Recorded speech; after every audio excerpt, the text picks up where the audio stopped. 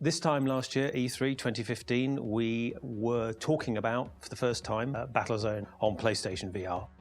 This time, a year later, we've got a lot more work that's gone in, got a ton of exciting things to show people, and very interested to hear the feedback.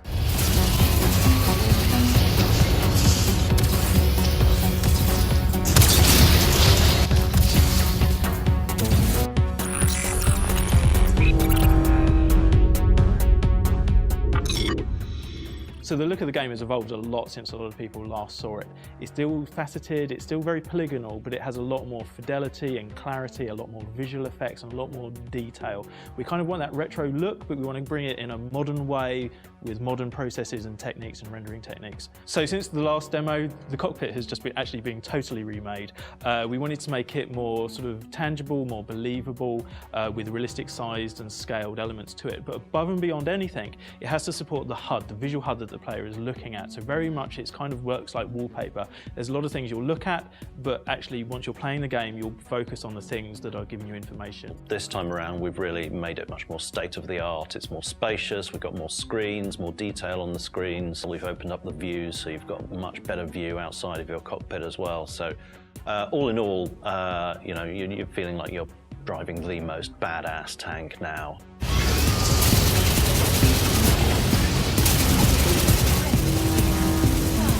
So yeah, actually one of the things that we did kind of improve that I thought it was critical from feedback from the first to the second demo was actually adding the controller being rendered in the game, which is something that we got feedback from people who use VR, but they haven't really played games previously that much. They couldn't really see the buttons in the controller and they didn't understand which ones was doing what kind of missions. So rendering the controller on the screen, being able to see it as you are in the VR headset and allowing the player to know which buttons perform what functions were really important. I think it actually looks really cool as well in the game.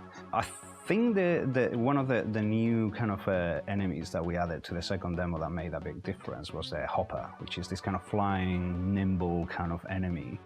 Interesting for the people who are 2000 AD fans, the hoppers are derived from a design in Rogue Trooper.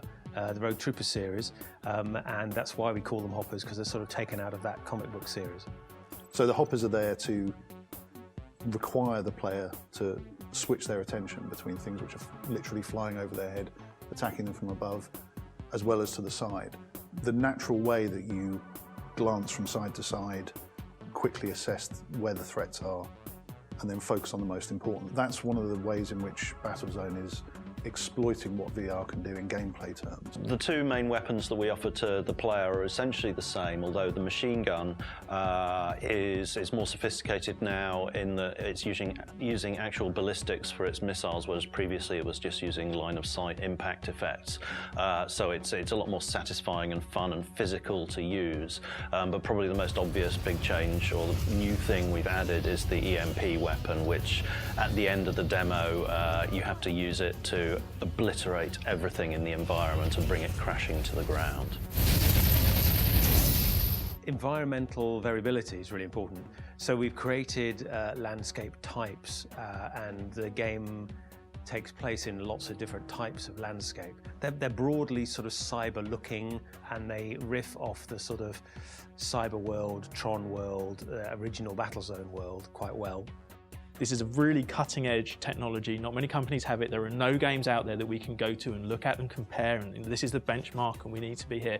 We see a lot of stuff in isolation. The press get to see a lot of other people's games, and they're kind of like the first people who can actually gauge VR games against other VR games, and we're coming out really positive. So that kind of really, you know, heartens us and makes us feel like we're doing something right, something positive. VR is a way of us showing a video game. And that video game's got to be good, and it will be good in 2D or 3D or VR or whatever type of game. That's the idea. We don't want to make a game that's a gimmick. It's a really good VR experience and really exciting, but Rebellion is set up to make great games, and this is a great game.